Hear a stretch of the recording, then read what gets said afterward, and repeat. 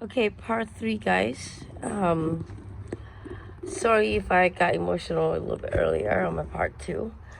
Okay, this is the email that I wrote to the detective or police officer who I have no idea who showed up at my place and blamed me for doing something downstairs, which I told him I have no idea what he's talking about, and kick him out, and then call the station and ask who were those officers in plain clothes.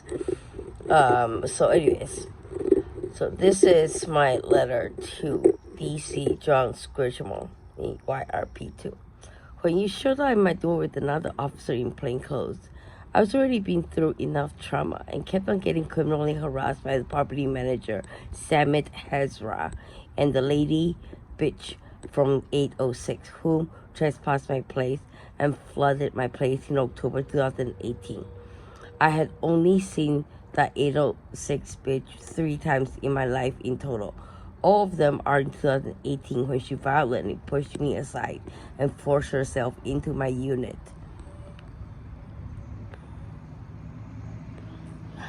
She did this 3 days in a row, screaming about some water leakage at the washroom and blamed me for flooding my place, pushed me aside, looked over for water damage. There was absolutely nothing. I wasn't even home when she came by the second time.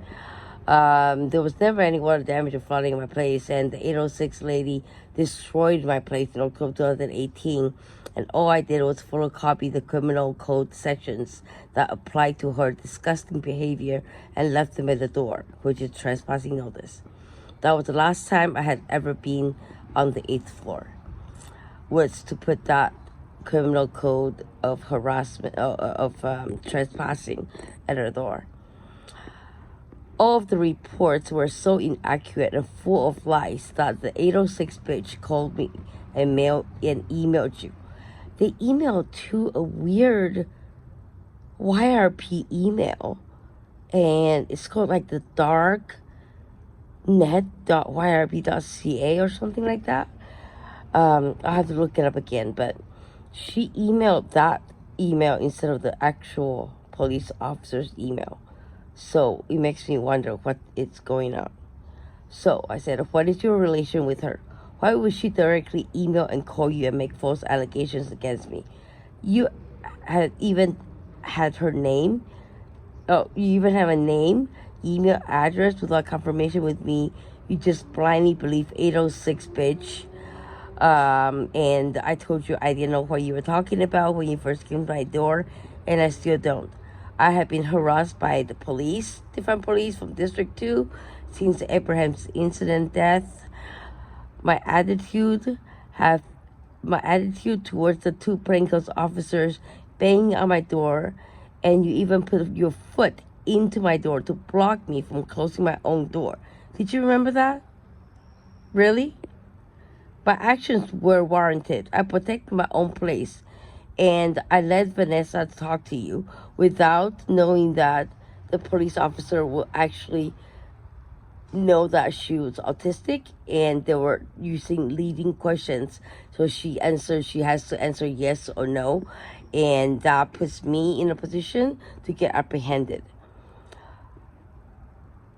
Okay, so anyways, Vanessa was getting grievance constantly while I didn't, and that's why they attacked me, because they kept me out for days, saying that if you go to sleep, we will kill Vanessa, we will drug her until she dies, and it'll be on you. And I said this in my last video, and that's disgusting what they're doing to me. So, okay, anyways, the 806 bitch had made numerous false reports to the concierge and property manager, Samit Hezra. The good, honest, bright concierge who knew that I was being harassed by the same lady that many other residents has complained about, which is 806 bitch Valenta. They even made me sign a report that states there was absolutely no water damage or flooding at my place. When the 806 bitch made false reports again and again, telling the concierge it's coming for my place, with shit water flowing up shitwards from my shower that I had to clean up. Whose property was fucking useless, rendered useless? Mine or 806, bitch? Seriously.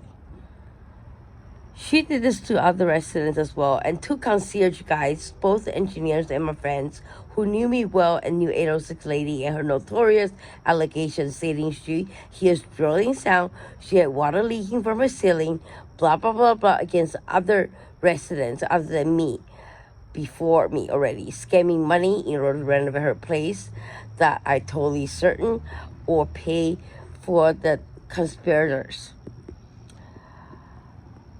Okay, next. You don't have shit water flowing out of the shower from underneath. Water goes down. It doesn't go up. If you want evidence, I will show you all the videos I took of the pouring water under my front door, causing water damage that 806 placed under my door. I have a video of that. You want to see my dirty shit water flowing up and out of my shower drain? I can also give you that as well. So, the 806 lady clogged something in the pipes. And all of a sudden, on Thursday night, my toilet was clogged. I called management at 8 o'clock in the morning on Friday, requested the superintendent to come up to see what's going on and fix it. I even asked if they can get a plumber to come before the situation gets worse with more damage. Nobody in management office did anything about it, and they didn't bother to get a plumber for me. So I just cleaned up shit water all day long for almost 2 weeks. By Saturday, the front washroom was sparkling clean, absolutely no blockage for water. Yes, I have numerous videos of the entire place not being usable, and I will go to District 2 in the very near future to present my evidence of my innocence, which obviously District 2 didn't take. When you showed my door and said to stop what you're doing downstairs, I had absolutely no idea what you're talking about. That's why I called District 2 to find out who both officers are in plain clothes that came to my door and started harassing me.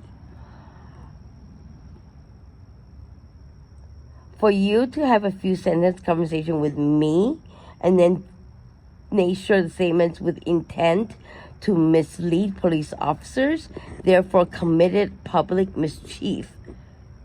I mean, you know, and then the next report was they didn't find the evidence of public mischief.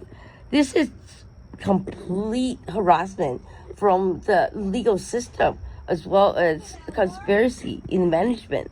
This is disgusting. Disgusting.